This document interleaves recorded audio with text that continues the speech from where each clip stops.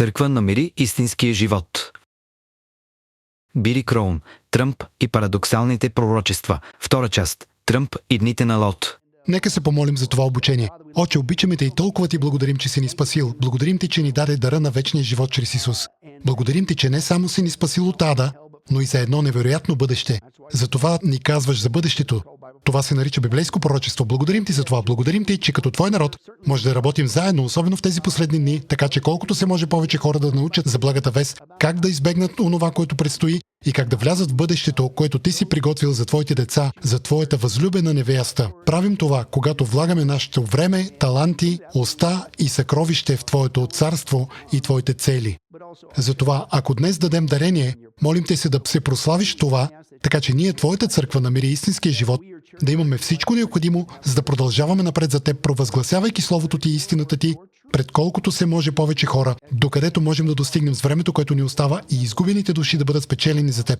Но Боже, моля Те, благослови тази жертва още сега. Молим се и за това, да благословиш сърцата ни с Твоето Слово. Но за да се случи това, трябва да имаме уши, които са готови да чуят и сърца готови да се покорят на онова, което ще ни споделиш днес. Както казва Яков, каква загуба на време е, ако само сме слушатели, а не извършители. Онова, което ще видим в Твоето Слово днес е, че грабването наближава, 7-годишната скръб е на прага, Ти ни даваш знаци за това и ние ще си тръгнем преди това. Затова трябва да завършим силно като Твоята невяста. И ние трябва да се радваме за това. Ти скоро ще дойдеш да ни вземеш и това е най-добрият сценарий. Но Боже, ако тук или сред гледащите онлайн има някой, който не е наистина спасен, Господи, моля Те, имай милост и го спаси още сега, преди да е станало твърде късно. Но моля, благослови времето ни на изучаване в Твоето Слово днес. Молим всичко това в Твоето прекрасно свято име в името на Исус Христос и всички Божии хора да кажат Амин. Както споменах миналата седмица, ще ви екипираме чрез последния ни документален филм и то с основателна причина, защото толкова много от него буквално се разгръща пред очите ни. Преминаваме към следващия раздел, а именно темата Тръмп и ЛГБТ царството. Какво? Да, приятели, това е нещо огромно, което разкриваме в нашия последен документален филм Тръмп и парадоксалните пророчества. Ще признае заслугите там, където ги има. Той прави и добри неща. Радвам се, че цените на горивата в повечето щати в Америка падат. Радвам се, че поне изглежда, че икономиката върви в по-позитивна посока. Радвам се, че лихвените проценти започват да се свалят. Ще признае заслугата там, където я има. Но парадоксално той прави много неща, приятели, които тласкат напред дневен ред, свързан с библейските пророчества. И дали го вярвате, един от тези дневни редове е ЛГБТ царството. Това всъщност помага за изпълнението на още едно пророчество за последните дни, което Исус каза, че ще се случи точно преди Той да се върне. Но както винаги, не вярвайте на думите ми, нека слушаме Него. Днес ще бъдем в Лука 17. Лука 17, 26 до 30. Исус ни дава два белега за онова, което да очакваме на земята точно преди Той да се върне. Идването, за което говори тук, е второто пришествие в края на 7-годишната скръб, но независимо от това, тези неща ще се завърнат на земята преди Исус да дойде отново. Преценете сами дали това вече не е в пълен ход. Лука 17 стих 26, нека разгледаме какво казва Исус. Как ще разберем, че Той е готов да се върне? Ето как. И както стана в дните на кой? Ной. Така ще бъде, а не може би, и в дните на човешкия син. Ядяха, пиеха, жениха се и се омъжваха до деня, когато Ной влезе в ковчега. И тогава дойде потопът и ги погуби всички. Внимавайте сега. Следващия стих. Също така, както стана в дните на Лот. Ядяха, пиеха, купуваха, продаваха, съдяха и строяха, но в деня, когато Лот излезе от Содом, от небето заваляха огън и сяра и погубиха всички. Внимавайте, така ще бъде и в деня, когато ще се яви човешкият син. Приятели, по-ясно това не може и да бъде. Исус ни даде два показателя. Откъде ще знаете, че наближава второто пришествие в края на 7-годишната скръб? Той ги е назовал ясно. Първо, ще видите повторение на онова, което е ставало в дните на Ной. Ако ще Господ, следващата седмица ще разгледаме именно това подробно. Но тази седмица искам да разгледаме втория белег. Той казва, ще видите повторение на дните на Лот. Ще кажете, какво е ставало в дните на Лот? Чудесен въпрос. Нека намерим отговора. Ето какво е ставало. Битие 19. Ето и текста. При вечер двамата ангели дойдоха в Содом. а Лот седеше в Содомската порта и като ги видя, Лот стана да ги посрещне, поклони се с лице до земята и каза: ето, господари мои, отбийте се, моля ви, в къщата на слугата си, пренощувайте и измийте краката си, а утре станете и си идете по пътя. А те казаха: не, ще пренощуваме на улицата. Но като настояваше много, те се отбиха при него и влязоха в къщата му. Но преди те да си легнат, всички градски мъже, содомските мъже, млади и стари, целият народ, от всички краища на града наобиколиха къщата и викаха на Лот и казваха: изведи ни ги, за да правим секс с тях. А Лот излезе при тях пред вратата, затвори вратата зад себе си и каза: моля ви се, брате мои, не правете такова нечестие.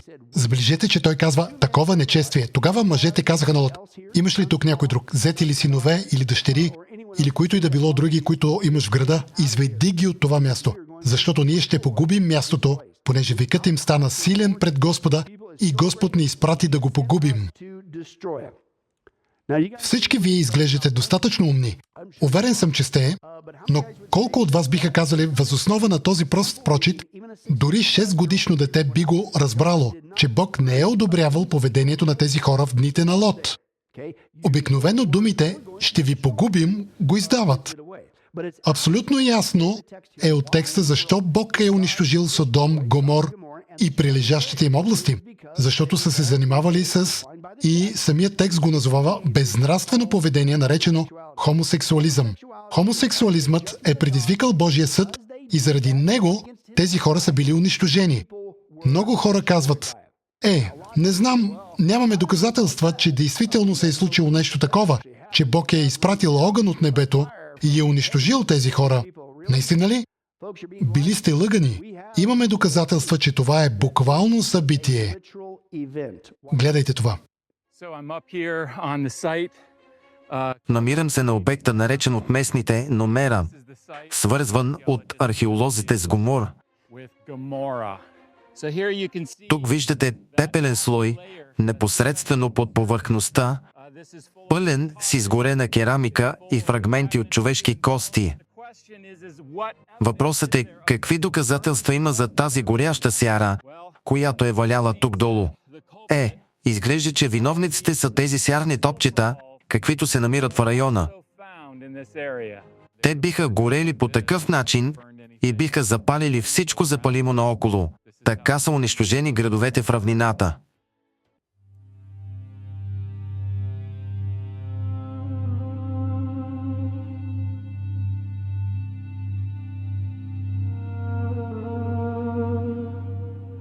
Заключение.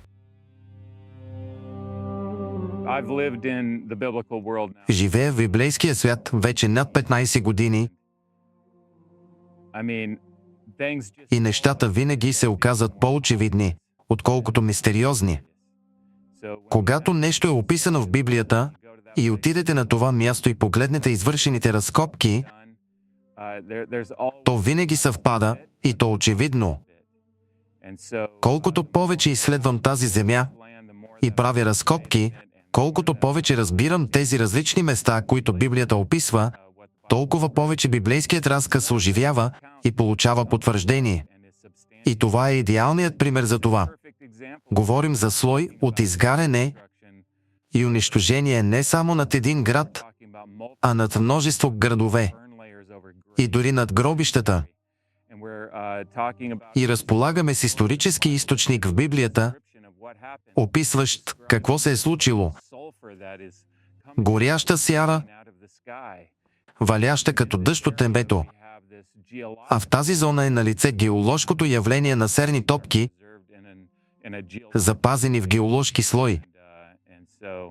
Библейският разказ е потвърден. Приятели, не знам за вас, да не би да съм само аз, но изглежда, че имаме, ако ми позволите игра на думи, неоспоримото доказателство димящо дуло, че Бог наистина е съдил Содом и Гомор и ги е заличил от лицето на земята заради нечестивото им поведение, наречено хомосексуализъм. Доказателствата са на лице и до днес, приятели. Това се е случило буквално. Ето какво искам да кажа. Исус каза, че това невероятно нечестиво поведение ще се завърне на световната сцена точно преди второто му пришествие. Добре е, че такова нещо никога повече няма да се случи. Приятели, ние приемаме тази пророческа проява напълно като даденост отчасти, защото църквата мълчи по тази тема и никога не я разглежда. И ако това не беше достатъчно лошо да бъдат страхливци, отказващи да се занимават с тази библейска тема, голяма част от църквата вече е напълно отстъпила по въпроса и стига до там, че казва не само, че хомосексуализмът уж е нещо добро, но и тези, които не са съгласни с него, те са истинският грях. Не се шегувам, гледайте. Ако взетото наскоро решение от Националната катедрала на Вашингтон за празнуване на еднополовите бракове не е изяснило позицията и по отношение на ЛГБТ общността, то изявленията на свещеник Гари Хол по време на неделната му проповед със сигурност би трябвало да го направят. Хол заяви в неделна проповед, че църквата трябва, цитирам, да има смелостта да нарече хомофобията и хетеросексуалността с истинското им название – грях. Той нарече и ролята на църквата в потискането на ЛГБТ общността срамна. В мъдростта си църквата постепенно дойде на себе си и нарече расизма и сексизма греховни. И сега сме изправени пред тази последна преграда за човешката идентичност. Може да я наречете хомофобия, може да я наречете хетеросексуалност. Но трябва да имаме смелостта да направим последната крачка и да ги наречем хомофобията и хетеросексуалността с истинското им название. Те са грях. Хомофобията е грях. Хетеросексизмът е грях. Да осъждаш хората заради това, когото обичат, е грях. Да осъждаш хората, защото тяхната полова идентичност не се вписва напълно в твоето представяне за това как трябва да бъде, е грях. Грях. Стандартът на Бог вече е станал грях в църквата. И вие питате, как изобщо се е стигнало до тук? Защо се случва това? Защото Исус каза, приятели, както е било в дните на Лот, така ще бъде и при идването на човешкия син. Ще видите този вид луда постъпка да се разпространява из цялата земя. И между другото, това е още едно пророческо знамение, че църквата няма да се подобри, а ще се напълни с отстъпници и лицемери. С това си имаме работа сега. В нашия живот църквата е пълна с лъжливи пастори и отстъпници, пълнещи амвоните на тълпи. А по кой точно въпрос се оказва, че се застъпват? За лъжата, че хомосексуализмът е нещо нормално и по този начин буквално канят Божия съд. Но дните на Лот и дните на отстъпничеството са в пълен разгар, което означава, приятели, че Исус е готов да се върне. И отново говорим за Неговото завръщане в края на 7-годишната скръб, за второто пришествие. Човече, това означава, че нашето заминаване, грабването, трябва да е много по-близо вече. Но въпросът ми е, чакай малко, как така църквата, която се нарича такава, се поддава по този въпрос? Както споменах, толкова е лесно, че дори 6-годишно дете може да разбере. Ако сте честни с текста от Битие, хомосексуализмът не е одобрен от Бога.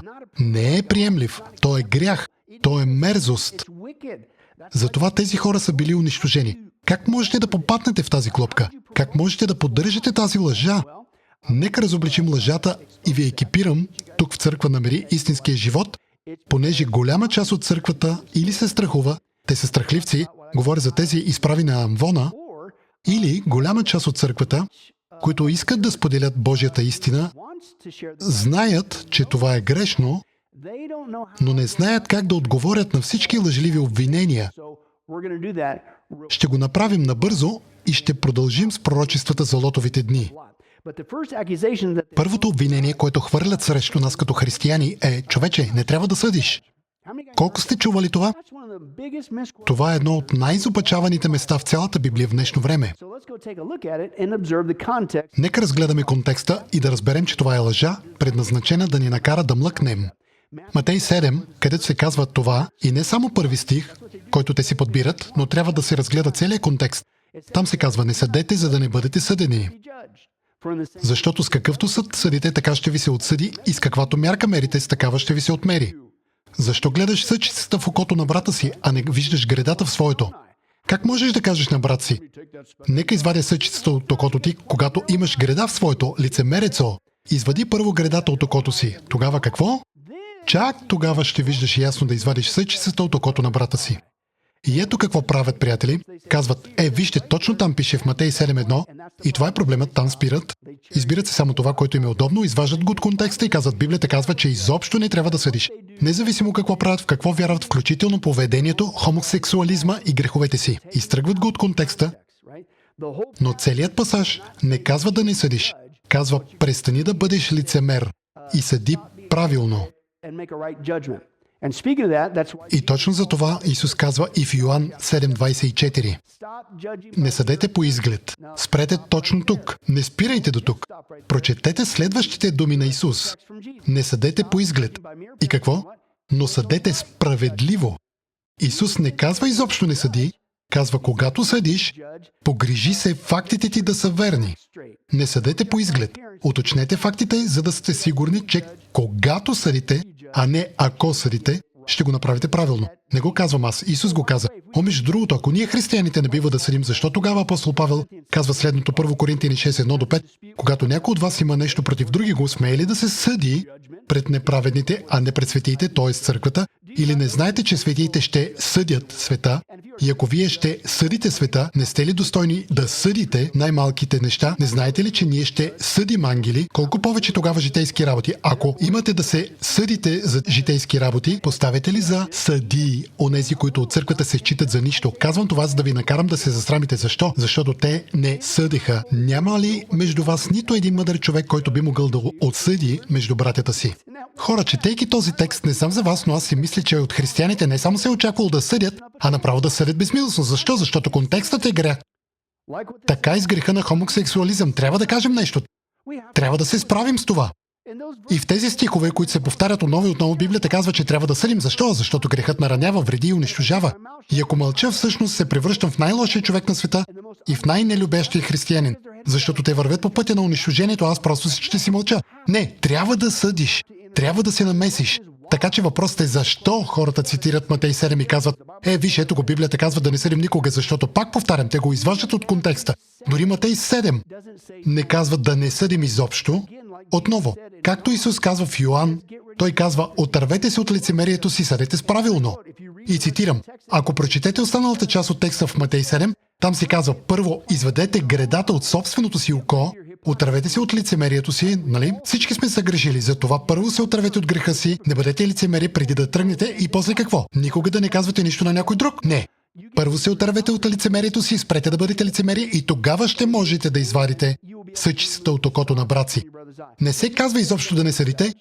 Това е лъжа, нали? Не се казва, че трябва да приемаме, че всичко е правилно и погрешно. Не се казва, че трябва да толерираме без значение какво. Греха във всякаква форма. Казва се, първо се отърви от лицемерието си, изясни фактите, направи праведно отсъждане. Защо? Защото, пак повтарям, грехът боли, грехът вреди, грехът унищожава. Трябва да обичам хората достатъчно, за да им кажа истината и между другото. Не аз съм този, който съди. Аз просто съобщавам какво казва съдията с главно С. Бог казва за това, което е правилно и кое е погрешно. Така че всъщност аз все още не ви съдя. Аз просто съобщавам присъдата на Бог, защото Той ви обича и не иска да поемете повредяща пътека. Така че това е първата лъжа. Второто е, че казват, трябва да спреш да не си съгласен с мен. Защо ме дискриминираш? А моят отговор на това е, и какво искаш да кажеш с това? Нека сме реалисти, нали така? Ти приемаш, че всяка дискриминация е лоша или че ти самият не я практикуваш. А това не е вярно. Ние правим разлика по отношение на храната, която едем, какви програми гледаме по телевизията, какво ще позволим или няма да позволим на децата си да гледат по телевизията и в социалните медии, в кое училище ходят, каква работа си намираме. Правим разлика по всякакви неща. Ще се осмеля да кажа, че ние дискриминираме и лошите неща, като например педофилите. Няма да позволя на децата ми да се движат в такива среди. Лошо ли е, че дискриминирам това? Надявам се, че ще кажете, че не е. Добре, аз също ще се разграничавам от хората, които разпространяват лъжливи учения в църквата и заблуждават хората. Добре, разграничавам се от това. Трябва да пазя хората, особено като пастир. И ето в какво е въпросът. Несъгласието с хомосексуализмът не е дискриминация в правен смисъл, но в духовен и неморален такъв. Не казвам, че трябва да те уволнят от работа, не казвам, че не можеш да ми бъдеш съсед, не казвам, че не можеш да пазаруваш в същия магазин. Напротив, просто не съм съгласен с теб в духовно и морално отношение, а в момента в Съединените американски щати имам свободата да го направя. Проблемът е в самата дискриминация. Вижте това. Вие не сте съгласни с моята морална и духовна позиция по въпроса. Според Божието Слово, не аз съм съдията, то е. И аз мога да постъпвам така, и да не съм съгласен с вас по духовни и морални въпроси, без да има конфликт. В мир, добре? Между другото, ако се замислите, начинът, по който не сте съгласни с мен според собствената ви дефиниция, всъщност представлява дискриминация спрямо мен. Това важи и в двете посоки. Вие ме дискриминирате като християнин, както в моите вярвания, така и в действията ми, и тук можете да видите това лицемерие. Гледайте. Движението за правата на хомосексуалистите отново достига критична точка. И това се случва на национално ниво, но нещо липсва. Ако сте следили бурната реакция по повод закона за възстановяване на религиозната свобода, знаете, че движението за правата на хомосексуалистите е възмутено от този закон, приет в Индиана. Те твърдят, че той ще позволи на християните да ги дискриминират. Малко след приемането на закона, един репортер влезе в пицарията Memories Pizza в Уолкъртън, Индиана, попитал дали биха организирали кетеринг за гей сватба и точно като колегите им от пекарната в Лейко от Колорадо, които отказаха да направят торта за гей сватба, семейство О'Конър отказа на хипотетичният въпрос за кетеринг на гей сватба. Сега, с цялата тази полемика по въпроса си помислих, дали някой е отишъл в еврейска или мюсюлманска пекарна или пицария и ги е попитал, попитайте, ще получите отговор. Най-важното е да има снимка и надпис. Ще бъдем аз и Бени.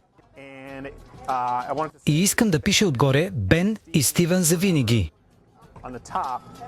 А отдолу да пише еднополов брак, вече законен, честито. Но всички ме пращат на друго място. Казват, че тук така се прави. Не искам това. Просто ми се струва странно, че ме пращате в друга пекарна. Добре, да речем, че няма да има снимка, но можете да напишете нещо върху нея. Бен обича Стивън за винаги. И нашите ръце, може би прегърнати. Не. Стивън Краудър, това е неговото видео. Сега има над 2 милиона преглеждания. И какво е това звучение? Ами това е звукът на движението за правата на хомосексуалистите, което отговаря на това видео, заснето със скрита камера. Къде е възмущението срещу мюсюлманите? Не би ли трябвало те да са в същата позиция като християните? Християнските пекари биват наказвани за това, че отказват да правят торти за гей сватби. И какво се случва, когато поръчате на гей или про-гей пекарни торта с надпис «Гей браковите са погрешни»? Да, точно сега търся място, където да си взема торта за празненството в подкрепа на традиционния брак, което ще организираме след няколко седмици. Чудя се дали мога да си взема торта с надпис «Гей браковите са погрешни». Ние не правим торти, правим сладкиши с размери на пица. Значи вие няма да направите нищо? Като нещо против равенството в брака? Ами това е празник в подкрепа на традиционния брак. Един мъж, една жена и бихме искали да имаме торта или може би дори пай или нещо такова, на което да пише, че гей браковете са погрешни. Добре, ние сме гей магазин за сладкиши. Не мисля, че това ще се получи. Ама мислех, че вие сте за равенството. Имам предвид, че всички християнски пекарни в Калифорния бяха атакувани, защото отказаха да направят торта за хомосексуални. Така, ние дори не правим торти, правим само сладкиши и освен това сме гей магазин за сладкиши. Добре, бихте ли направили сладкиш, на който пише, че гей браковете са погрешни? Не. Значи вие не сте за равенството тогава. Напротив, но защо да подкрепяме нещо, което е против това, към което се стремим? Тогава защо християнските пекарни правят торти за хомосексуални бракове, а вие използвате държавата, за да ги принудите да го правят? Алия на телефона? Да, търся торта за празненството в подкрепа на традиционния брак, което ще организираме скоро и се чудих дали мога да поръчам торта с надпис, че гей браковете са погрешни. Извинявам се, но ние не подкрепяме това.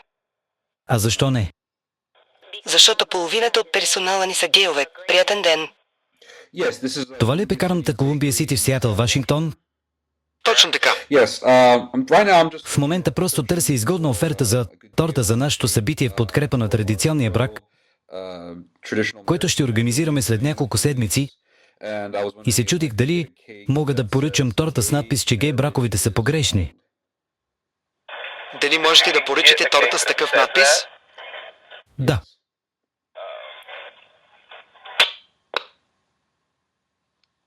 Ало? Не са много толерантни, нали? Да, точно така. Кой кого дискриминира? Както можете да видите от доказателствата, това се нарича лицемерие. Но нека преминем към следващия случай. Те също казват: ей, човече, ти си изпълнен с омраза. Добър опит. Но нито един истински християнин не подкрепя омразата, да не говорим за насилие или телесни повреди срещу някого, който се занимава с това поведение, наречено хомосексуализъм или лесбийство. И ще го кажа на глас. Срам за вас, ако твърдите, че сте новородени християни, а всъщност сте такива. Трябва да спрете с това. Това не е библейско. Ето защо сме в тази каша, в която сме, и вие не давате добро име на останалите от нас. Вие ни давате лошо име. Но ето какво имам предвид. От кога учението срещу хомосексуалността е грях? Омраза, освен когато казвам, че лъжата е грях. Кражбата е грях. Прелюбодейството е грях. Мрази ли така? Това ли е разпространяване на омраза? И между другото, като истински християни, можем да не одобряваме и да не сме съгласни с дадено поведение, но въпреки това да се държим цивилизовано с хората, с които не сме съгласни. Искам да кажа, че точно това застъпвам. Това е което правя като истински християнин. Но нека обърнем нещата. Либералите и поддръжниците на хомосексуалността открито изразяват презрение и подигравки спрямо мен, християнина, в медиите и по различни начини. И те буквално казват, че мразят християнската общност и мен заради моите вярвания.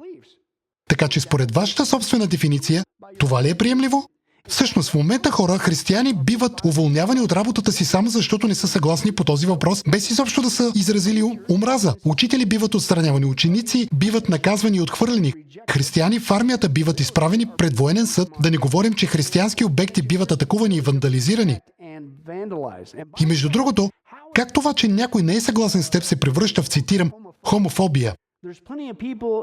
Има много хора по света, които не одобряват поведението на другите. Хората не одобряват тези, които лъжат, които пожелават чуждото, които мразят другите, които са виновни за кражби или педофилия. Искам да кажа, според вашата собствена логика, наричаме ли тези хора лъжофоби, алчнофоби, омразофоби, крадлофоби или педофилофоби? Извинете. И нека направим още една крачка напред. Според вашата собствена дефиниция, трябва ли тогава да ви наричам християнофоби, богофоби или библиофоби? Хайде хора, нека бъдем честни за това, което наистина се случва тук. Следващото е, че казват, хомосексуалността е просто нормално поведение. Добре, не знам каква Библия четете. Това е проблемът. Вие не четете Библията. Но другият въпрос, добре, нека го подложа на проверка. Нормално поведение. Потърси го в речника и означава съответстваш на стандарта или обичайния тип. Ще го повторя още веднъж. Нормално е да съответстваш на стандарта или на общоприетия тип. Само по тази дефиниция, хомосексуалността не може да бъде нормално или стандартно поведение, защото представлява по-малко от 3% от населението, а дори е и по-малко в други страни. И цитирам, 1,2% от австралийците се самоопределят като гейове, 1,5% от британците се самоопределят като гейове и само 1% от канадците казват, че са гейове. Хора, това не е мнозинството. Това означава, че не е нормално. Не е стандартно поведение. И тогава някой ще каже, хомосексуалността се среща и при животните, така че това означава, че е нормално. Не мога да повярвам, че сте тръгнали по този път, защото сигурно се шегувате. Предпоставката, че това, което се случва в животинското царство, е това, което дефинираме като нормално за хората, това е доста лудо. Последния път, когато проверих, животните изяждат малките си. Това ли е добре да правят хората? Това ли е нормално? Животните изяждат други същества живи. Те повръщат храна за децата си, ядат екскременти. Не се заяждам. Просто казвам, човече, просто посочвам фактите. Това не е нормално човешко поведение. Между другото, хомосексуалността да се каже, че това е нормата, не може да бъде, защото тогава как би могло човечеството да оцелее? Защото хомосексуалността не ражда потомство. Ако беше нормата, ние нямаше да съществуваме. Фактите разкриват, че хомосексуалността не е нормално поведение. Това е заучено поведение. Всъщност, нека дефинираме какво е нормално. Повече от 97% от американците се идентифицират като хетеросексуални. 98,5% от британците са хетеросексуални. 98,8% от австралийците са хетеросексуални и 99% от канадците са хетеросексуални, което означава, че хетеросексуалността е нормата. Бог я е замислял така и между другото това е необходимо и за размножаването. Петият аргумент е, просто сме родени такива. Не сте. Това е избор. Всъщност това лесно се доказва в случая с еднояйчни близнаци. Ако генетиката определяше сексуалната ориентация, тогава логично, научно, тя би трябвало да се прояви при близнаци, които по природа споделят една и съща генетична информация. Проблемът е, че това не е така. И това е добре установен факт. Единият близнак може да е гей, а другият не. Чакайте малко. Как може това да е вярно, ако сте родени такива и имате еднакъв генетичен състав? Ами защото това не е вярно. Не си роден такъв. Това е избор. Точно както хората избират да бъдат лъжци, те избират да станат крадци, те избират да изневеряват, те избират блудството. Хората избират да се впускат в хомосексуалността. Това е избор. Не си роден такъв. Не е нужно да го правиш, нали? И между другото, това ли е аргументът, който ще изтъкнете, да речем, че човек избира да стане крадец и отива да ограби банка и стои пред съдията? Това ли ще каже? Не можете да ме съдите. Това е моят начин на живот. Не, аз съм роден такъв, аз съм роден крадец. Не можете да ме съдите. Не, това е избор. И важи както за другите грехове, така и за хомосексуалността. И между другото, не обвинявайте Бог, че противоречи на характера си. Той няма да създава хора, т.е. родени по този начин. Той няма да създава хора по начин, който осъжда като грях, който би противоречал на характера му и на това, което той учи. Той учи, че хомосексуалността е грях, както и другите видове грехове. Той няма да направи някого такъв. Той няма да направи някого крадец. Той няма да направи някого прелюбодеец, нали така? Това би било в противоречие с характера му. По-скоро, хомосексуалността е точно като другите грехове, за които говорих, и Бог с любов ни предупреждава да не поемаме по този път, защото, пак повтарям, грехът боли, грехът вреди и грехът я унищожава. По-скоро, пак повтарям, хората избират да поемат по този път. И между другото, когато направите този избор да тръгнете по греховния път, вие сами ставате този път, по който се спускате. Библията казва, че лошите другари покваряват добрите нрави. С други думи, човек започва да се превръща в това, с което се събира, нали така? Например, когато започнеш да се събираш с крадци, може би в началото не си бил такъв, но ако продължаваш да се събираш с крадци, познай какво ще стане. Ще станеш крадец. Ако се събираш с хора, които са сексуално неморални, познай какво ще се случи. Ще започнеш да приемаш това. Ако се движиш с група лъжци, познай какво ще стане. И ти ще станеш лъжец. И хора, това не е по-различно. Започваш да се спускаш по пътя на хомосексуалността, познай какво? Ще научиш хомосексуални маниери. Виждал съм това с очите си. Виждал съм хора, които са избрали да тръгнат по този път на хомосексуалността, на греха, и изведнъж са станали като тази група хора. Преди не са били такива, няма нищо общо с генетиката. Те са научили маниерите. Буквално съм наблюдавал това да се случва пред очите ми. Как ходят, как говорят, как държат ръцете си, всичко това. Те са научили тези хомосексуални маниери. Това е заучено поведение. Не се раждаш такъв. Шестото лъжливо обвинение е: човече, ако хората се обичат, какво тогава? Просто ни оставете на мира. Ако това е твоята основа за това, което наричаш приемливо поведение, тогава и ти имаш някои проблеми. Нека го разгледаме. Полигамистите казват, че се обичат. Това прави ли го правилно? Мразя да го казвам, но педофилите казват, че се обичат. Те обичат този млад човек. Това прави ли го правилно? Не мисля. Надявам се, че сте съгласни. Нека прегледаме списъка. Ами бистицизмът? Ами инцестът или кръвосмешението? Те казват, че се обичат. Така че, ако казвате, че взаимната любов е основата за приемливо поведение, къде спира това, хора? Бог е любов. И понеже ви обича, Той ви предупреждава да не поемате по нито един от тези греховни пътища. Защото това ще ви доведе до лош край. Седмото обвинение е следното. Те казват: Исус не е говорил за хомосексуалността, така че предполагам, че е нормално. Не. Сега, може би той не е споменал конкретната дума хомосексуалност, но ако погледнете думите му, той ясно е споменал фактите, че това е нещо, което е грях и че е осъдено от Бога. И между другото, Исус е Бог. Но нека погледнем думите на Исус по този въпрос. Нека да съберем всичко на едно място. Матей 10:15. Истина ви казвам, казва Исус, по-леко ще бъде за земята на Содом и Гомор в деня на съда, отколкото за този град. Матей 19. А той отговори и рече: не сте ли чели, че онзи, който ги е сътворил от начало, ги е направил мъж и жена? И рече: за това човек ще остави баща си и майка си и ще се привърже към жена си. Двамата ще станат една плът, така че вече не са двама, а една плът. И така, каквото Бог е съединил, човек да не разделя. Марк 10 глава. И той им каза: който се разведе с жена си и се ожени за друга, той прелюбодейства спрямо нея. И ако самата тя се разведе с мъжа си и се омъжи за друг, тя прелюбодейства. Йоан 5 глава. Ако вярвахте на Мойсей, щяхте да повярвате и на мен, защото той е писал за мен. Но ако не вярвате на неговите писания, как ще повярвате на моите думи? Така че Исус ясно осъди Содом и Гомор, за които вече знаем, че в тези градове е имало хомосексуалност. Второ, виждаме също, че той потвърждава хетеросексуалния брак като Божий модел от самото начало. Той цитира Божият разказ за сътворението с Адам и Ева, мъж и жена. Той дори цитира развода в контекста на мъж и жена и подкрепя учението на Мойсей, които се съдържат в книгата Левит, която ясно осъжда хомосексуалността. Ще видим това след малко. Така че да, Исус технически не споменава думата хомосексуалност, но той я осъжда, ако сте честни с текста. Нещо друго, което казвате е, чакайте малко. Думата хомосексуален не се среща в Библията. Да. И ето какво правят. Казват, че думата хомосексуален не се е появявала в английската Библия до 1946. И следователно това несъгласие с хомосексуалността е ново, съвременно предубеждение, а не фундаментално християнство. И е било добавено към Библията едва наскоро. Добър опит. Причината, поради която думата хомосексуален не се е появявала в Библията до 1946, не е била, че в Библията е липсвало осъждане на хомосексуалността, но думата такава, каквато се използва днес, дори не е влязла в английския ни език до 1892 година, което е много след като са били отпечатани много английски библии, включително Кинг Джеймс. Но дори и тогава тя е била използвана, за да опише сексуална перверзия. Но добър опит.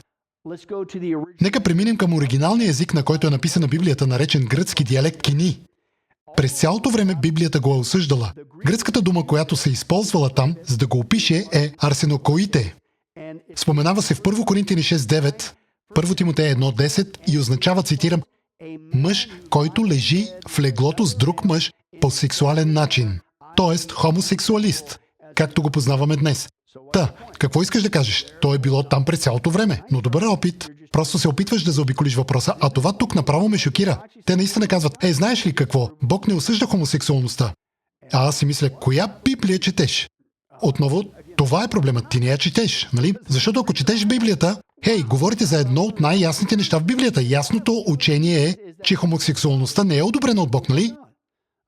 Старият и Новият завет, между другото. Нека разгледаме само няколко пасажа. Левит 18.22. Да не лежиш с мъж, казва Бог, както се лежи с жена. Какво е това?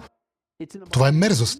Левит 20. Ако има мъж, който лежи с мъж, както лежат с жена, и двамата са извършили отвратително деяние. Новият завет 1 Коринтини 6.9. Или не знаете ли, че неправедните няма да наследят Божието царство? Не се заблуждавайте, нито блудниците, нито идолопоклонниците, нито прелюбодейците, нито педерастите, нито хомосексуалистите, нали? Не ще наследят Божието царство. Римляни 1 глава казва: поради това Бог ги предаде на позорни страсти, защото жените им замениха естественото с неестественото. И по същия начин и мъжете изоставиха естественото с жените и се разпалиха в желанието си един към друг.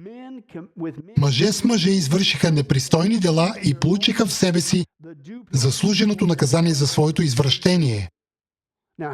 Сега, колко хора биха казали, че ако Бог нарича нещо мерзост, отвратително, неправедно, унизително, непристойно, отклонение или извращение, това означава, че Той не го одобрява? Да, до някъде. Хора, това е, което получавате с хомосексуализма и лесбийството в Стария и Новия завет. Как може да кажете, че Той го одобрява, ми е непонятно. Следващото е, че те сякаш сменят посоката и се опитват всъщност да кажат, че Библията го подкрепя. Не го подкрепя.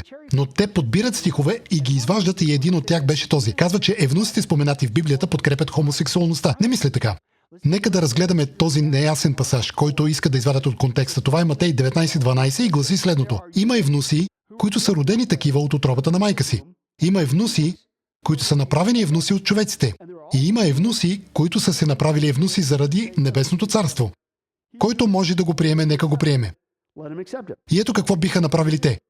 Казва, че евнусите в този пасаж се отнасят за хомосексуалистите и за това трябва да го приемем. Грешен отговор, дори не се и доближава. На първо място, контекстът на пасажа отново говори за брака и развода, които Бог вече е определил като мъж и жена, а не хомосексуалност. Това първо. Второ, трите евнуха, за които Исус говори в този пасаж, са първо родени такива, което означава, че са имали някаква физическа деформация, която им е пречела да имат деца. Второ, тези, които са били физически кастрирани по онова време, Защото тези евнуси обикновено са пазили харема на царя и той не е искал някой мъж с голям сексуален нагон да преследва жените му. Или трето, човек, който е избрал да остане несемеен за Божието царство. Това е всичко. Няма нищо общо с хомосексуалността, да не говорим за оправдаването й. Но след това те изтъкват още нещо. 11-то е, че те казват, че в Битие 2 глава се говори само за подходящ помощник. И е като, добре, нека първо да погледнем този текст и да видим как изкривява това. Битие 2.18. Не е добре човекът да бъде сам. Бог казва, ще му направя помощник, подходящ за него. А това, което всъщност казвате е, че Бог не е определил брачния партньор като строго мъж и жена, той е оставил вратата отворена за хомосексуална връзка с тази дума тук, подходящ помощник. Просто ми трябва някой, който да ми помага, нали? Добър опит. И те биха казали, разбира се, че техният помощник би бил мъж за хомосексуалистите и жена за лесбийките. Това е техният подходящ помощник, така че е напълно наред. Дори не се и доближава. Отново, още едно изкривяване на писанието. Бог определя в същия текст какво е подходящ помощник.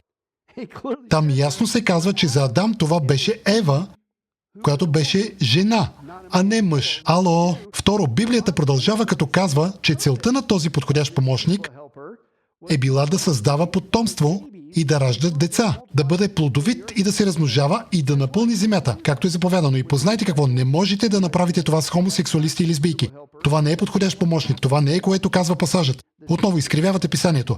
Сега, дали го вярвате или не, има такива, които биха изказали следващото лъжливо обвинение, че грехът на Содом и Гомор всъщност е бил групово изнасилване. И да, груповото изнасилване е погрешно, но не и хомосексуалността. Тези хора просто ме шокират. Отново, коя Библия четете? Ами не я четят, те просто изкривяват писанието, не искат да се починят на това в разказа от Битие, глава 19, вече го прочетохме, е, че когато стигнаха до вратата на Лот, се видя, че са използвали сила и всъщност са искали да извършат групово изнасилване, а това е погрешно. Обаче, ако някой каже, че е искал да го направи и не е бил принуден, така да се каже, тогава това го прави приемливо. Добър опит. Хора, вече видяхме, че Бог нарича хомосексуалността мерзост, неправедност, унижение, непристойност, отвращение, извращение и така нататък. Как тогава това може да бъде приемливо, когато всеки пасаж в Библията говори за хомосексуалността като за грях и мерзост? Независимо дали става дума за групово изнасилване или не, дали е индивидуално, дали е колективно, каквото и да е. Но тогава те ще кажат, ще видим, имаме доказателства и ще извадят друг изолиран пасаж, за да се опитат да кажат, че това е било точно така. И това е от Езекиил. Нека ви го прочета. Езекиил 16:49-50. Ето какъв беше грехът на сестрата и Содом. Тя и дъщерите й бяха арогантни, прияли и безразлични и не помагаха на бедните и нуждаещите се. Те бяха надменни и вършиха отвратителни неща пред мен. Ключовата дума тук е отвратителни. Затова ги унищожих, както видяхте. А те ще кажат, вижте, Бог не споменава хомосексуалността тук, защото това всъщност не беше грехът. Добър опит. Обърнахте ли внимание на думата отвратителни? Бог вече е казал това в няколко контекста. Какво счита за отвратително в контекста на Содом и Гомор? И това се нарича хомосексуалност. Да, Содом и Гомор са извършили и други грехове, както е споменато тук, което правят всички грешници. Ние не грешим само по един начин, а по много начини. Но това не означава, че е единственият отвратителен грях, наречен хомосексуалност, защото е споменат в този конкретен пасаж, означава, че е напълно приемлив. Добър опит. Пропускате пасажа. И между другото, отново приемате, че вашата съвременна изкривена преинтерпретация на тези библейски пасажи е правилна. Когато в продължение на стотици и стотици години библейските учени по целия свят ясно са съгласни, че грехът на Содом и Гомор е бил хомосексуалността. Така че не го вярвам. Отново, просто не искате да се съобразите с всеки един от стиховете. 13-то лъжливо обвинение е, че всъщност казват, че Левит 18 не важи днес. Хора, става все по-лошо, колкото повече продължаваме. Те се хващат за сламки и биха казали, че ами чакайте малко, тази заповед срещу хомосексуалността е в Стария завет. И тъй, като не живеем под Стария завет, тогава това не важи. Добре, ами добър опит. Но това, което трябва да направите е да погледнете кои закони от Стария завет важат днес и кои не. Сега, Повечето хора дори не осъзнават, че системата на Стария Завет, законът на Стария Завет, беше разделен на 3 части. Имаше граждански закон, церемониален закон и морален закон. Гражданските закони не са в сила днес, защото това беше системата на еврейското управление. Вече не сме под нея. И това е причината да не убиваме хомосексуалистите, да не говорим за прелюбодейците в тази система. Никой не се застъпва за това. Това е причината, когато Исус каза, че вече не следваме това, затова Той освободи жената, хваната в прелюбодейство, в противоречие с изискванията на юдейския закон, защото Той ни освобождава от това. Въпреки това, Той каза на тази жена, иди си и не се грешавай повече. Между другото, вторият вид закони са церемониалните закони. Това са законите за свещенството, законите за храненето. Да, днес ние ни ги спазваме и отново, това са неща като миди и свинско месо, които се споменават там. И те казват, вижте, Библията казва в Стария Завет, че мидите са мерзост. И затова ние не се притесняваме за това. Хората днес си ядат миди.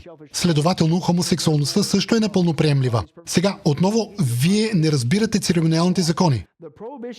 Забраната за ядене на миди и свинско месо е свързана с хранителните закони, които са част от церемониалните закони, които вече не са в сила. Исус сега е нашият първосвещеник. Библията казва, че Той умря веднъж завинаги. Вече няма нужда от всички тези неща. Исус изпълни всичко това. И затова Бог даде на Петър видението в книгата Деяния, че всички храни сега са чисти. Добре, вече не сме подчинени на хранителните закони, на церемониалните закони, но третите, моралните закони, все още са в сила. Като 10 заповеди. Ще кажете ли, 10 заповеди бяха в Стария Завет и затова не трябва да ги спазваме? Надявам се, че не, защото те съдържат неща като не кради и не убивай. Напротив, моралните закони все още са в сила. Защо? Защото те се основават на Божия характер, а той не се променя. И това включва моралното неодобрение на хомосексуалността, прелюбодейството и всички останали грехове. Нали? Ето защо Бог повтори в Стария Завет. А сега в Новия Завет: бъдете святи, както аз съм свят. Трябва да приличаме на Него, да действаме като Него, да се държим като Него, а хомосексуалността не прави това, нали? И отново, ако ще изберете един морален закон от Стария Завет и ще кажете, че той е приемлив и днес, тогава трябва да го приложите и към останалите. Не можете просто да си изберете само едно. Това означава, че тогава вече защитавате идеята, че убийството е приемливо, кражбата е приемлива, лъжата е приемлива, прелюбодеянието е приемливо, пиистицизма е приемлив, кръвосмещението е приемливо, принасянето на децата ви в жертва на фалшив идол е приемливо. И се надявам, че няма да тръгнете по този път. Сега, нека преминем към 14-то. Те казват, знаете ли какво? Всичко, за което Библията говори в Римляни 1 глава, е против вашата сексуална ориентация. Отново, това е лудост. Ето какво правят те. Вече видяхте текста, Римляни 1 глава, ясно казва и осъжда хомосексуалността и лесбийството, и все пак тези хора биха казали, че изразът там в Римляни 1, естествена функция, всъщност говори за тяхната естествена ориентация, която според тях е да бъдат гейове. И така те казват, че истинският грях в Римляни 1 глава не е хомосексуалността или лесбийството, а това, че отиваш против естественото си желание.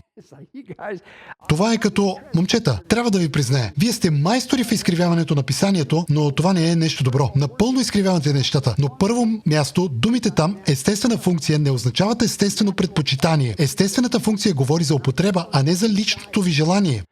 И отново, контекстът ви казва каква е естествената функция на човека. Каква е неговата употреба с жените, според Библията? Тя е да се ангажира в брачен секс между мъж и жена, да изпълни неговата заповед да се размножава, да плоди и да напълни земята. И отново, не можете да направите това с хомосексуалността или лесбийството. Ето защо това не е естествена функция и ето защо е осъдено от Бога. Но нека ви дам още едно. И това е нещо като заключение. А те казват, добре, може би ме хванахте с Библията. Опитах се да я изкривя, но не се получава. Знаете ли какво? Просто ни оставете на мира. Просто ни оставете на мира. Ние не вредим на никого. Това е една от най-големите лъжи днес. Хомосексуалността и лесбийството са едни от най-разрушителните поведения, в които човек може да се въвлече, и то заради самите себе си. Да не говорим за останалата част от обществото. Всъщност, искам да споделя с вас светски статистики и вие ми кажете дали греша. Гледайте това. На първо място, това вреди на самите тях. Процентът на домашното насилие е по-висок сред хомосексуалистите, почти двойно по-висок от този при хетеросексуалното население. Те са с 50% по-склонни да страдат от депресия и да злоупотребяват с наркотици в сравнение с останалата част от населението. Това не е добре. 73% от психиатрите в Американската психиатрична асоциация съобщават, че хомосексуалните мъже са по-нещастни от останалите и смятат, че проблемите им се дължат повече на лични конфликти, отколкото на социалното отпозоряване. Рискът от самоубийство при хомосексуалистите скача с 200%, ако човекът води хомосексуален начин на живот, а хомосексуалните мъже са 6 пъти по-склонни да правят опит за самоубийство, отколкото хетеросексуалните мъже. Казваш, че това не ти вреди? Вредиш на себе си, човече, нали? И ето защо средната продължителност на живота на хомосексуалист, внимавайте, сега е средно с 24 години по-къса от тази на хетеросексуален мъж. Ние предупреждаваме хората да се хранят правилно, да правят достатъчно упражнения. Не правете това, не яжте онова, не правете онова, защото всичко това е вредно за здравето ви. Но никой не говори за поведение, което ще съкрати продължителността на живота ви с 24 години. Това е лудост, хора.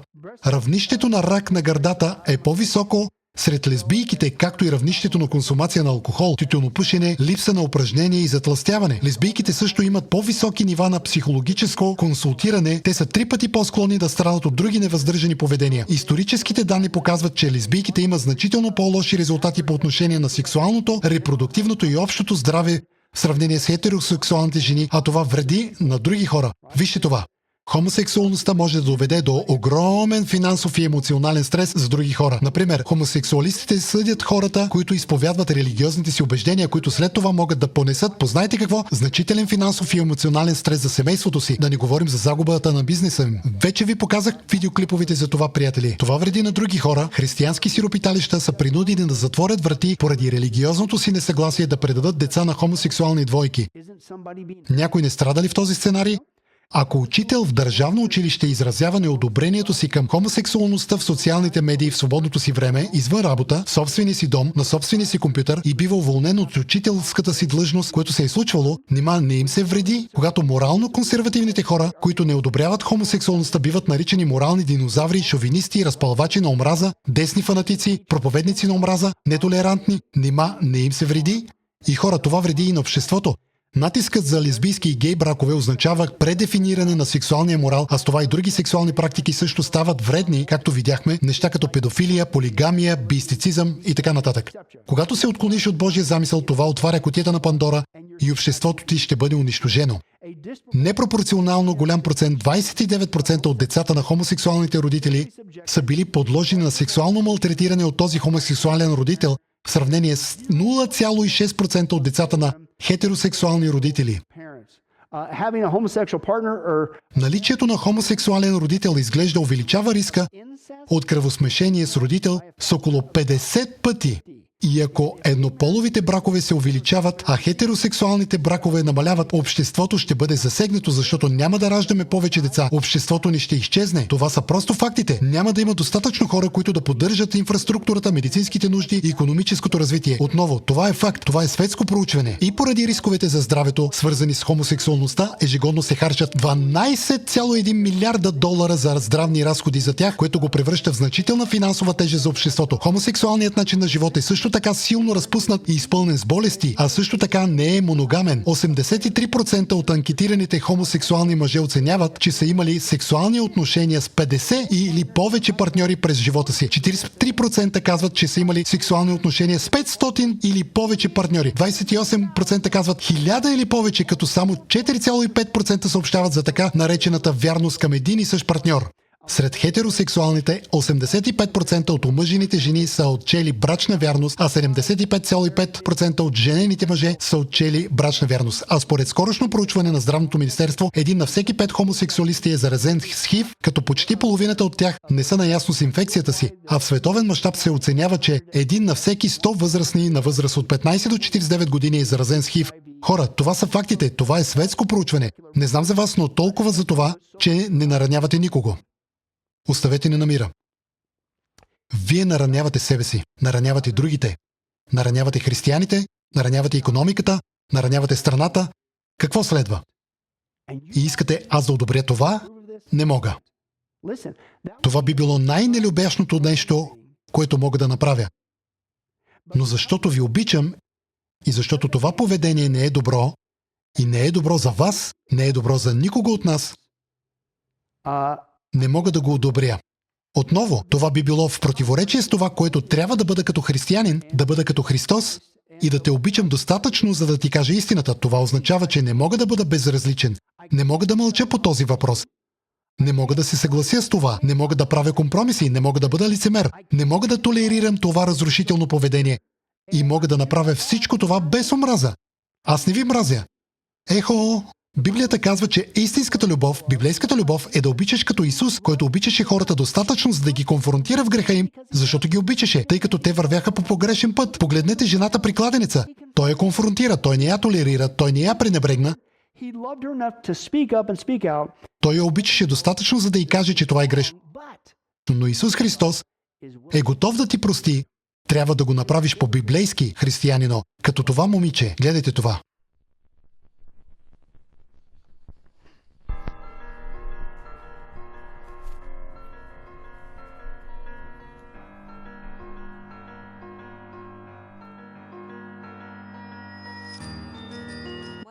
Ние сме много заети както обикновено. Тит е в Държавния университет, това е последният му семестър там, а Меган вече е в последната година. Много се ангажира с училището и църквата. О, не. Не е заради училището. Там се справя доста добре, без много усилие. Не, църквата я изтощава.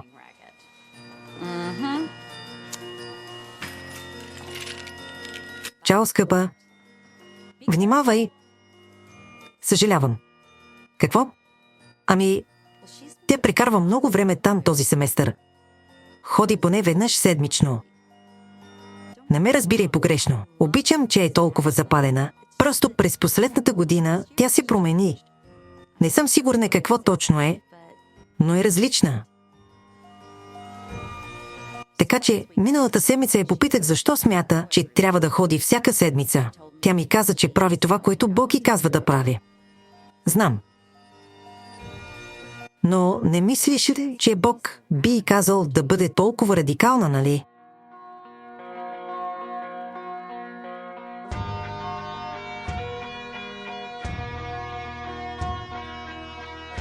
Знаеш, всички ходим на църква, нали? Искам да кажа, ние сме християнско семейство. Тя наистина приема това много насериозно. И ходи на това място вече от седмици. Знаеш ли, просто е толкова безопасно.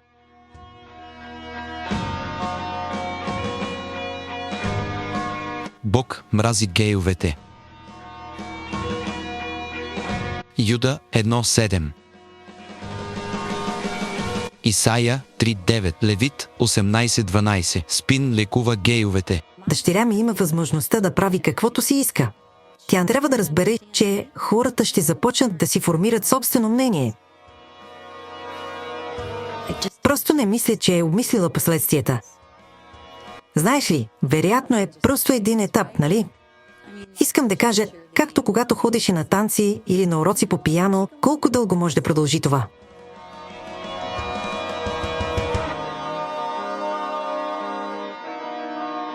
Не знам откъде го е наследила. Със сигурност не е от мен. Просто трябва да е различна.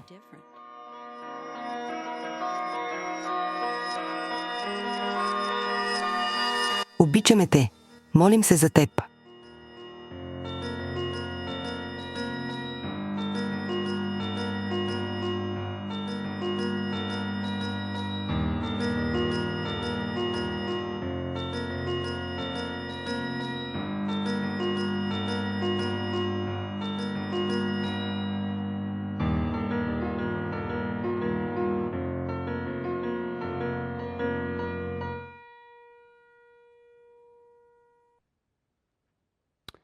През годините съм виждал твърде много хора. Виждал съм хора, занимаващи се с окултизъм, като мен преди. Виждал съм твърде много хора, които са били наркомани, както аз бях някога. Виждал съм твърде много хора, които са били прелюбодейци, лъжци и крадци. И точно като това видео, за известно време имах възможността да свидетелствам пред мъже, които умираха в хоспис за болни от спин с тегло около 32 кг. И не знаех колко време им оставаше. Изглеждаше сякаш са минали буквално часове или дни. Ще ви кажа едно. Не влязох там, размахвайки плакат с надпис «Бог те мрази», нито пък влязох и казах: «Ей, госпожо, това, което правите е напълно нормално, защото и това би било лъжа». Вместо това влязох там с любов и казах: «Бог те обича. Все още не е късно. Все още дишате. Обърнете се към Исус. Той може да ви прости не само хомосексуалността, но и прелюбодейството, лъжата, кражбата, злоупотребата с наркотици. Той дойде, за да прости всички грехове». Ето как се стараех да свидетелствам в тази общност. Като християнин. Не мълчете по този въпрос, не помагате на никого. Не правете компромиси и не се дръжте така, сякаш това не е грях, когато всъщност трябва да говорим с любов. Сега, казах всичко това, за да стигна и до следното. Да видим сега как ще се отговори на това, защото много пъти, когато ние като християни не сме съгласни по този морален въпрос, защото това е което Бог казва в своето слово, а ние сме обвързани с Неговото слово, те казват: ти не проявяваш любов. Отново, аз не поддържам никаква омраза или нещо подобно. И аз не мразя никого, който е замесен в това. Това просто е грях. Вашият грях може да е различен от моя грях, но всички сме в една лодка. Всички се нуждаем от Спасител и Неговото име е Исус Христос. Но нека обърнем нещата. Това ли е същия вид любящо поведение, което получавам от тази общност като християнин? Даже не се и доближава. И това не е просто омраза. Много от нея е отровна омраза. Гледайте това. Това е гей манифестът на Майкъл Суифт, публикуван за първи път в Gay Community News от 15 до 21 февруари 1987 година. Той е препечатан и в протоколите на Конгреса. Ето какво се казва в него. Ние ще изнасилваме вашите синове, символи на вашата слаба мъжественост, на вашите повърхностни мечти и вулгарни лъжи. Ще ги съблазняваме във вашите училища, във вашите общежития, във вашите спортни зали, във вашите съблекални, във вашите спортни арени, във вашите семинарии, във вашите младежки групи, в тоалетните на вашите киносалони, във вашите казарми, във вашите камионни спирки, във всички ваши мъжки организации, във вашия конгрес. Винаги, когато мъже са заедно с мъже, вашият син ще стане наш слуга и ще изпълнява нашите заповеди. Те ще бъдат преобразувани по наш образ. Всички закони, забраняващи хомосексуалните дейности, ще бъдат отменени. Вместо това ще бъде прието законодателство, което поражда любов между мъжете. Всички хомосексуалисти стоят заедно като братя. Ще триумфираме само когато се изправим с общо лице срещу порочния хетеросексуален враг. Ако дръзнете да ни наричате педерасти, женчовци, извратеняци, ще ви пробудем във вашите страхливи сърца и ще оскверним вашите мъртви жалки тела. Ще разобличим влиятелните хомосексуалисти, които се маскират като хетеросексуални. Ще бъдете шокирани и оплашени, когато откриете, че вашите президенти и техните синове, вашите индустриалци, вашите сенатори, вашите кметове, вашите генерали, вашите спортисти, вашите филмови звезди, вашите телевизионни личности, вашите граждански лидери, вашите свещеници не са онези сигурни познати хетеросексуални фигури, за които ги смятате. Ние сме навсякъде. Ние сме проникнали във вашите редици. Бъдете внимателни, когато говорите за хомосексуалисти, защото ние винаги сме сред вас. Може да седим срещу вас от другата страна на бюрото. Може да спим в едно и също легло с вас. Всички църкви, които ни осъждат, ще бъдат затворени. Нашите единствени богове са красиви млади мъже. За нас твърде многото не е достатъчно. Всички мъже, които настояват да останат глупаво хетеросексуални, ще бъдат съдени в хомосексуални съдилища и ще станат невидими мъже. Ще пренапишем историята. Историята е пълна и опорочена с вашите хетеросексуални лъжи и изкривявания. Ще победим, защото сме изпълнени с жестоката горчивина на потиснатите, които са били принудени да играят на пръв поглед незначителни роли във вашите глупави хетеросексуални шоута през вековете. И ние сме способни да стреляме с оръжия и да охраняваме барикадите на крайната революция. Треперете, хетеросвине, когато се появим пред вас без маските си. Чували ли сте или чели ли сте тази статия преди? Защо не? Ами защото тя разкрива отровната им омраза към нас, християните, които поддържаме Божиите стандарти за добро и зло. Отново, аз не ви съдя. Просто ви съобщавам какво съдята. Бог с любов се опитва да ви предупреди. Не поемайте по този път. защото е мерзост и няма да свърши добре. Но ето какво искам да кажа с това. Толкова за взаимността. Аз не мразя никого. Не мразя хомосексуалистите. Изобщо не подкрепям омразата и насилието. Изобщо. Просто не съм съгласен по един духовен, морален въпрос. Но това ли е, което получавам в замяна? Даже не се и доближава, както видяхте. Това е отровна омраза и толкова за любовта, толкова за толерантността. Нали? И между другото, от една страна, това насилствено поведение не е изненадващо, защото ако се върнете към текста от Битие, те са го правили и тогава, просто го правят отново днес. Изглежда, че това е характерно за тази общност. Битие 19 извикаха Лот: къде са мъжете, които излязоха с теб тази вечер? Изведи ги, за да правим с тях секс. Махни се от пътя ни. Ще се отнесем с теб по-зле, отколкото с тях. Те продължаваха да оказват натиск върху Лот. И към какво се стигна? Разбиха вратата. На мен ми звучи доста насилствено. Отново, толкова за любовта и толерантността. Но ето какво искам да кажа. Това не е само белег, че отново предизвикваме Божия съд, защото става дума за същия грях, грехът на Содом и Гомор, но нека се върнем към цялостния контекст. Исус каза, преди да се върне, че ще видите дните на Лот да се връщат, и това е глобален контекст. Но е добре, че не виждаме хомосексуалността да прониква по цялата земя. И едва успях да изрека това, сякаш си казвам, шегуваш ли се? Всички знаем. Но вижте, ние приемаме това за даденост и тъй като църквата мълчи по този въпрос и отказва дори да говори за него, ние дори не осъзнаваме, че това е голям мега белег от библейското пророчество, който се случва пред очите ни, доказващ, че Исус Христос се готви да се върне и ние ще си тръгнем преди това събитие. Той говори за второто пришествие в края на 7-годишната скръб, но ето цялата ми теза. Защо свърза това с Тръмп и ЛГБТ царството?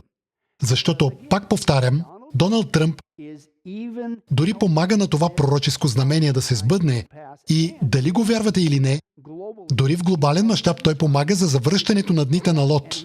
И да бъда честен с вас, това е едно от нещата, които аз лично изтъкнах като пастир по време на първия му мандат. Добре, но той го прави отново и през втория си мандат, което не е толкова изненадващо. И цитирам как администрацията на Тръмп продължава програмата на администрацията на Обама за ЛГБТ и в образованието. Вие помагате, цитирам, да образовате хората да вярват в това. Това не е добре. Точно така. Второ, Тръмп прави огромна грешка, като води ЛГБТ парада. И аз бих се съгласил. Той винаги е бил голям поддръжник на ЛГБТ общността.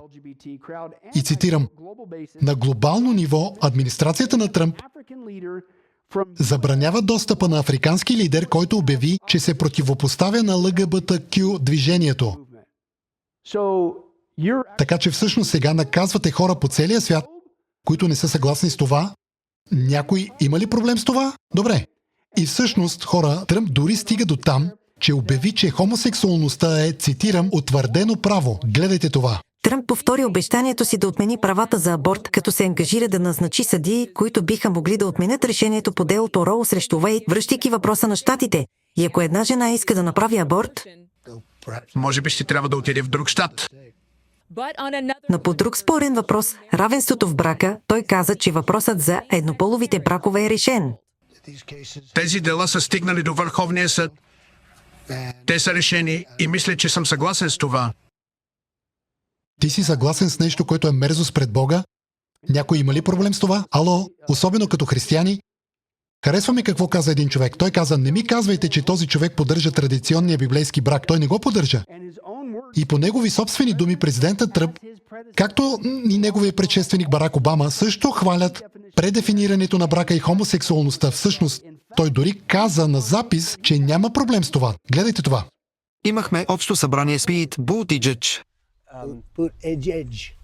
Така, този уикенд, само едно нещо за него.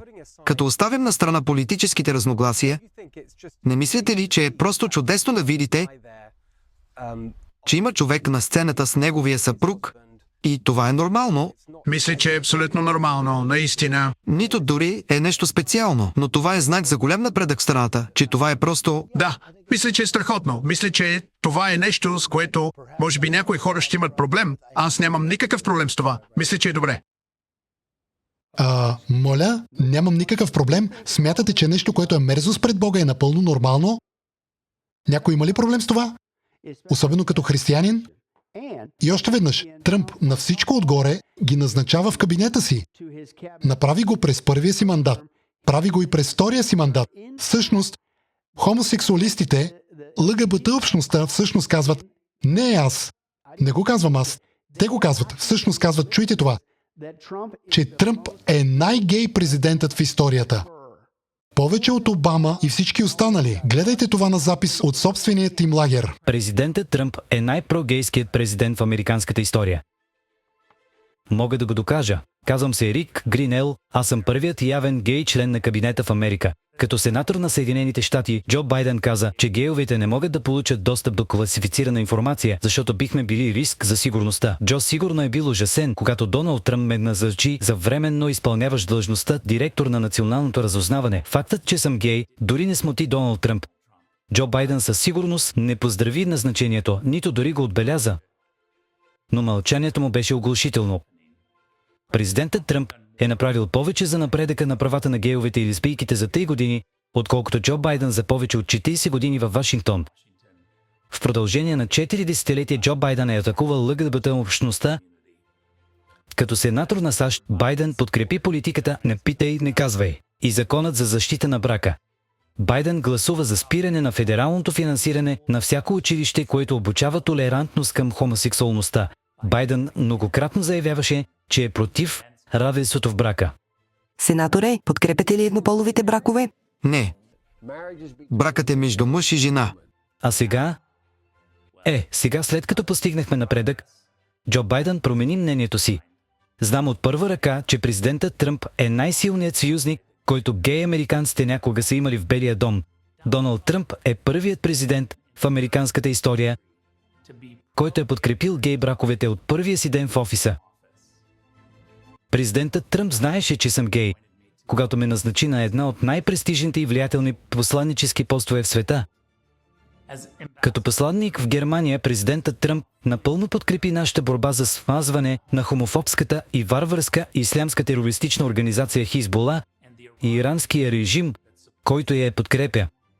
Докато президентът Тръмп отказваше пари на хомофобския режим, екипът на Обама и Байден им даваше милиарди долари. Джо Байден не само го признава, но и казва, че ще го направи отново като избран президент. Аз бих възстановил ядреното споразумение с Иран. Президентът Тръмп започна историческа кампания за декриминализиране на хомосексуалността по целия свят в ООН, където публично предизвика 69-те държави, които считат хомосексуалността за престъпление, да променят законите си. Моята администрация работи с други нации, за да спре криминализирането на хомосексуалността. Гейовете и лесбийките могат да бъдат осъдени на смърт в 9 държави, само защото сме такива каквито сме. Защо тогава Джо Байден не направи този въпрос приоритет през повече от 40-те си години в Вашингтон? Той никога не е отговорил на този въпрос. Ето защо вярвам, че се нуждаем от президента Тръмп на поста за още 4 години. И със сигурност не съм единственият. Има милиони патриотични гей американци, които са оттекчени да им се казва да седят и да мълчат от онези, които искат да ни контролират. Онези, които се страхуват от нашия глас. Гей хората не трябва да гласуват за демократите, защото Доналд Тръмп е най-про-гей президентът в американската история. Опа! И ти като християнин нямаш проблем с това. Хора, бяхме измамени. И като говорим отново за Тръмп, нещата стават все по-лоши. Това ли е, което знаем сега? За това ли е направил това изявление? Гледайте това.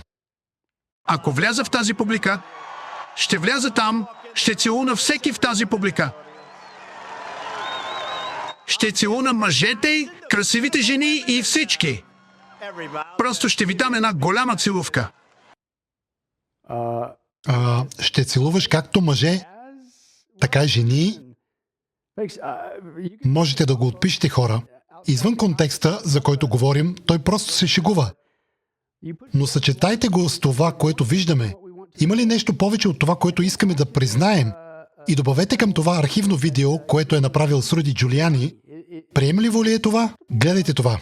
Вижте какво разкрихме. Това е Джулиани, който показва по-меката си страна, облечен в женски дрехи в комедиен скетч с Доналд Тръмп. Знаеш ли, наистина си красив. Пародията е заснета преди 16 години, когато Джулиани беше кмет на Нью-Йорк за благотворителна вечеря, така че всичко беше за забавление.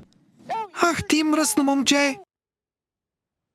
Хайде хора, искам да кажа колко още можем да понасяме това като християни и да не говорим за него. Всичко това е мерзост пред Бога. И нека просто се справим с това. Но като говорим за мерзост, има и друго нещо, в което Тръмп е замесен. И то също се е случвало в дните на Лот. Сега нека хвърля тази бомба, защото за съжаление почти никой не говори за тази връзка. Но ние го правим тук, в църква на Мирисинския живот. Битие 19 глава, преди да си легнат, всички мъже от всички части на град Содом, млади и стари, запомнете тази фраза, млади и стари обградиха къщата, те извикаха Лот, къде са мъжете, които дойдоха при теб тази вечер, изведи ги при нас, в множествено число, за да можем да правим секс с тях.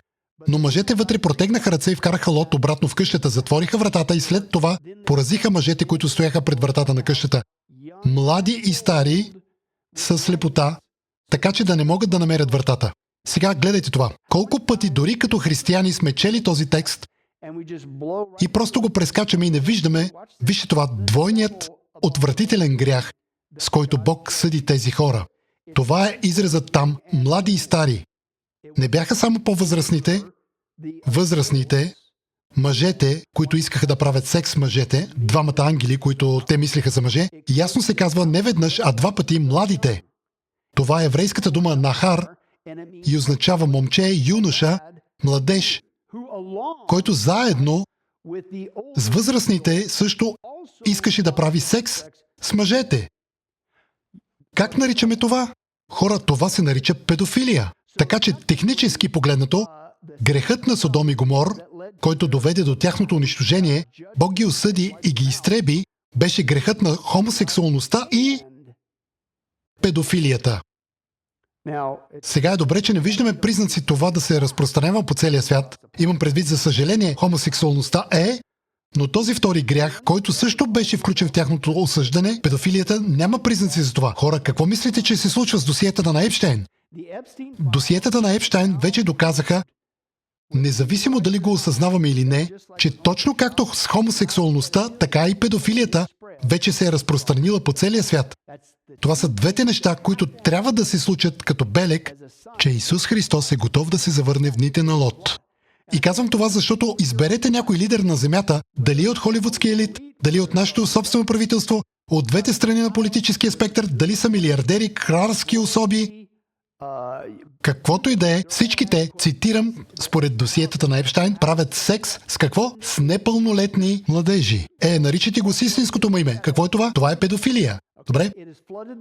Тя е заляла земята точно на време, за да се изпълни, за съжаление, пророчеството за дните на Лот, а досиетата на Епщайн го доказват заедно с други порочни поведения. Гледайте това. Мислех, че това е въпрос на сексуално малтретиране и сексуално насилие. След като чета досиетата вече повече от седмица, изглежда, че става дума за насилие. Вероятно убийство. Така че оцелял не е просто някой, който е избягал след като е бил малтретиран, а е избягал с живота си, когато изглежда, че има много, които не са успели. Публикуването на досиетата ми доказа, че е доказано на американския народ повече, отколкото мисля, че те могат да понесат. Мисля, че хората са претоварени в момента, защото нещата, които четем в тези досиета, са толкова шокиращи.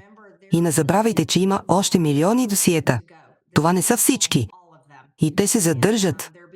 Но когато видите, че Министерството на правосъдието нарушава закона, те нарушават закона, защото редактират имената на бившия президент, държавния секретар, членовете на правителството, те редактират тези имена.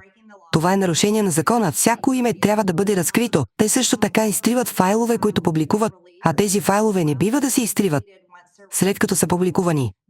Те цензурират имена, които не бива да се цензурират, докато разкриват информация за жертвите, за които би трябвало да цензурират личната информация. И те не прикриват това. Те го публикуват и мисля, че това показва на Америка, че нашето правителство е предало жертвите, невинните жертви, по начини, които дори не можем да си представим. До степен на трафик на деца за сексуални цели, сатанински ритуали, може би канибализъм и изнасилване и трафик на жени. И това изглеждаше почти незначително в сравнение с някои от тези други неща. Но това е огромното прикриване за богатите, мощните елити. Това всъщност е международната дълбока държава.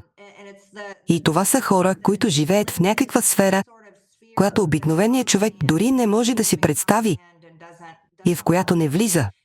И това също вдига завесата, което, за съжаление, не беше изненада за мен, че много от нещата, които хората трябваше да изтърпят, като COVID, като нещата, които се случват в нашата икономика, бизнеси, които получават подкрепа, индустрии, които получават подкрепа, други, които биват съборени, изглежда са планирани години напред от тази гигантска мрежа на международната дълбока държава, международните елити. И това са нещата, заради които наричаха хора като мен и вероятно вас и много други конспиративни теоретици и ни караха да казваме, че всички сме луди.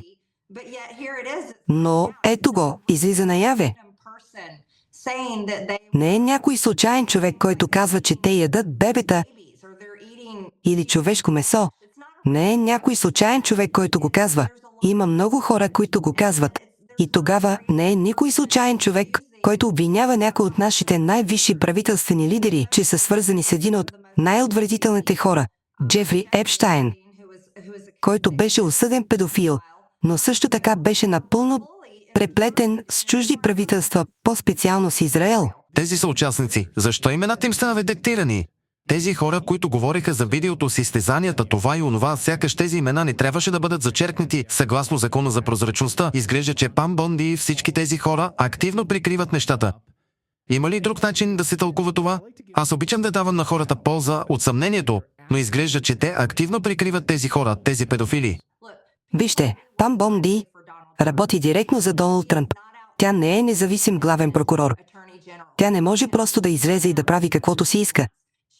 Тя работи по желание и с одобрението на президента на Съединените щати. Всички в администрацията го правят. Същото важи и за ФБР. Те са под същото благоволение и одобрение на президента на Съединените щати. Така че, когато всички се ядосват на Пам Бонди или всички се ядосват, може да посочите когото искате. Човекът на върха е Доналд Тръмп. Той е президентът.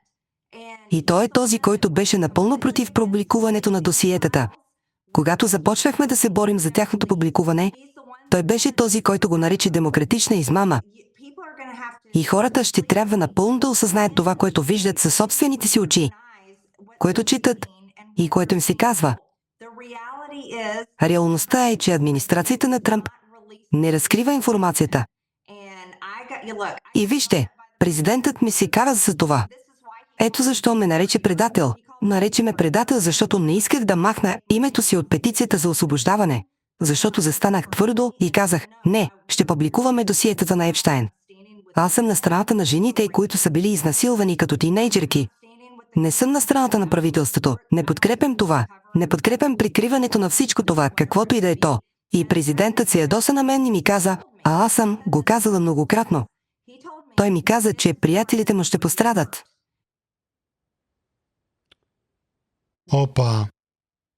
Хората замесени в хомосексуализъм, педофилия, ритуални жертвоприношения, убийства, изнасилвания и канибализъм са вашите приятели, които се опитвате да защитите? Някой има ли проблем с това? Особено като християнин? Хора, колко още доказателства ни трябват? В крайна сметка, завръщането на дните на Лот вече е тук. За съжаление, знаехме за хомосексуалността, проникваща по целия свят, но сега, с току-що излезлите на бял свят файлове на Епщайн, дори педофилията, независимо дали осъзнаваме, че не е така, също се е разпространила по целия свят. Двата гряха от дните на Лот. И Тръмп е замесен в това. И така, какво правим? Да се паникьосваме и да избягаме в планините? Не правим това. Какво правим с тази информация? Исус каза в Лука 21:28, че когато тези неща започнат да се случват, да се изправим и да вдигнем главите си, защото изкуплението ни наближава. Какъв е контекстът на пророчеството за дните на Лот? Исус каза, че то ще се повтори, преди той да се завърне, и говори за второто си пришествие в края на 7-годишната скръб. Ние като християни си тръгваме преди 7-годишната скръб, 7 години по-рано, при грабването. Така че ако виждаме, че всичко е готово за това събитие, тогава това означава, че нашето събитие трябва да наближава. Ето как се тълкува това, хора. И така, какво правим? Безделничим ли? Не. Заемаме се с споделянето на благовестието на Исус Христос. Ето защо все още сме тук. Бог не иска никой да погине. Трябва да излезем навън и да бъдем Неговия глас и свидетели пред всички. Отново ви насърчавам да вземете нашето обучение. Сканирайте този код. Не става въпрос за кражба на DVD-то. Става въпрос за това, че ние не защитаваме с авторски права нашия материал и можете да оставите видеоклиповете да вършат работата за вас. Да ги изтеглите, да ги споделите. Не ни пука. Пускайте ги онлайн, копирайте ги, каквото и да е. Всичко това съдържа Евангелието и може би това ще бъде частта, която хората трябва да чуят, за да се събудят и да бъдат спасени, преди да е станало твърде късно. И ако слушате това, ако сте се настроили на нашите библейски уроци, тогава, ако не го правите, какво чакате още? Ето защо Бог ви е накарал да се настроите. Той се опитва да достигне до сърцето ви, че и вие се нуждаете от Спасител. Не само хората замесени в хомосексуализъм и педофилия, но не сте ли лъгали, не сте ли крали, прелюбодействали ли сте? И така нататък. Всички съгрешихме, казва Библията, и станахме недостойни за Божията слава. Заплатата за греха, дори за моя собствен грях, е смърт. Заслужаваме да умрем и да отидем в ада. Но Исус Христос умря на кръста за нас. Той пое наказанието ни вместо нас. И Библията казва, че тъй като Той свърши цялата работа, ние просто я приемаме чрез вяра. Това е дар. Не можеш да заслужиш дар. Приемаш го чрез вяра. Исус го направи за теб на кръста. Библията казва, че ако го изповядаш като Господ, вярвайки в сърцето си, че Бог го възкреси от гроба, ще бъдеш спасен. Направи го. Ако това си ти, където и да си, но не отлагайте. Не си мислете, че имате още време. Днес може да е последната ви възможност. Обърнете се към Исус Христос днес. Нека се помолим. Отче, обичаме те и ти благодарим отново за Твоето обучение. Благодарим ти, че разкриваш Словото си по такъв начин, че е просто удивително как всичко се сбъдва. Като християни, ние не сме шокирани от това. Ти никога не грешиш.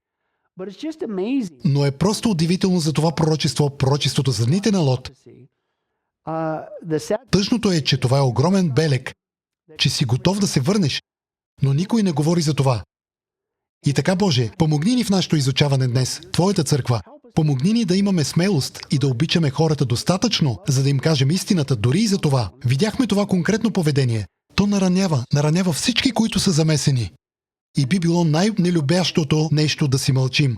Но нека го направим правилно, библейски и последователно. Но Боже, отново, ако има някой тук, който гледа онлайн и не е истински новороден, моля те, спаси го дори сега, преди да е станало твърде късно. Но моля те, благослови това изучаване за тези лъжи, които представихме. Молим за всичко това в Твоето чудесно име, в името на Исус Христос, и всички Божии хора да кажат Амин.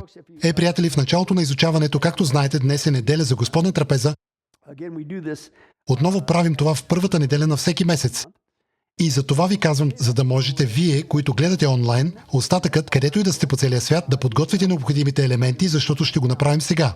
И докато го правите, ще ви прочета библейската основа. Защо ние, християните, празнуваме причастието? Това е нещо, което правим за спомен за това, което Господ Исус прави за нас. И разбира се, гроздовият сок, хлябът, бисквитката, каквото и да е, то символизира тялото на Исус Христос. Но ето какво казва Павел в 1 Коринтяни глава 12. Той казва, защото аз получих от Господа това, което и ви предадох. Господ Исус в нощта, когато беше предаден, взе хляб и като благодари, го разчупи и каза, това е моето тяло, което е за вас. Така че правете това в спомен за мен. Отново, дали е хляб или бисквитка, това символизира тялото на Исус Христос. То беше разчупено за нас. И така, ние участваме в това, в спомен за това, през което Той премина, за да можем ние да станем Неговата невяста, Неговите деца и да ни бъдат простени греховете. Но нека се помолим за това. Отче, просто Ти благодарим за хляба, който символизира тялото на Твой Син, нашия Господ и Спасител Исус Христос. Той беше наранен, беше бит заради нас. Той доброволно отиде на кръста и изтърпя цялата тази болка в тялото си, за да може да бъдем освободени от нашето мъчително бъдеще, наречено ад. Благодарим Ти за това. Благодарим Ти, Исусе, че доброволно позволи тялото Ти да бъде разкъсано заради нас.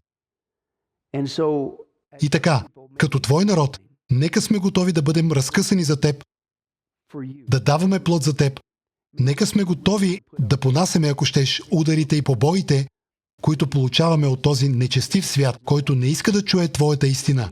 Нека бъдем верни до края, както Ти беше за нас.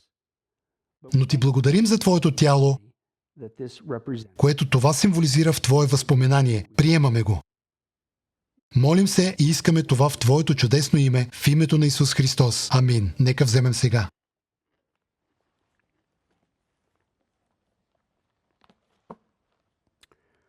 Павел продължава да казва следното. Той казва, че по същия начин, след вечерята Исус взе чашата и каза: тази чаша е новият завет в моята кръв.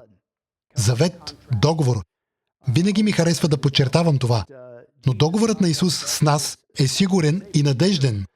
Не само защото Той свърши цялата работа, проливайки кръвта си, но помислете за един договор. Той подписа нашия договор с Него със собствената си кръв, сигурен и надежден. Не може да има по-голяма сигурност от това. Но Той каза: тази чаша е новият завет в моята кръв. Правете това, когато я пиете, в спомен за мен. Отново чашата, отново с гроздов сок, каквото и да е, тя символизира кръвта на Исус Христос, без която Библията е много ясна, че нямаме опрощение на греховете. Но нека се помолим за чашата. Отче, благодарим Ти отново за Исус. Исусе, благодарим Ти не само, че беше наранен и бит, но и че проля кръвта си. Ти даде живота си, за да можем да бъдем простени и да ни бъде дарен дарът на вечен живот, който никога не свършва. Ти си очистил това с кръвта си до такава степен, че сега не считаш не само за невяста, за Твои деца, красиви и възлюбени, но Ти ни казваш, че благодарение на кръвта си ни направил непорочни, безгрешни, светии, което означава святи. Ти не ни виждаш така, както ние се виждаме сега, все още борещи се с греха. Чрез смъртта на Исус Христос на кръста, кръвта Му, правдата Му, Ти ни виждаш като безгрешни.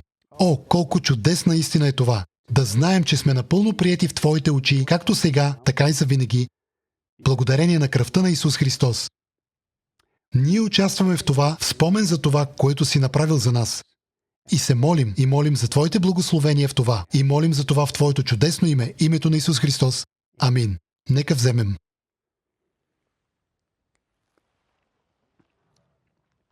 Като завършваме, Павел продължава и казва: защото всеки път, когато ядем този хляб и пием тази чаша, ние провъзгласяваме смъртта на Господа. Обичам тези последни 3 думи, докато дойде Той. Той ще се върне, хора. И когато се върне, Той ще ни вземе своята невяста, своите деца, които сега са създадени чрез Него, красиви и непорочни, безупречни, без грях.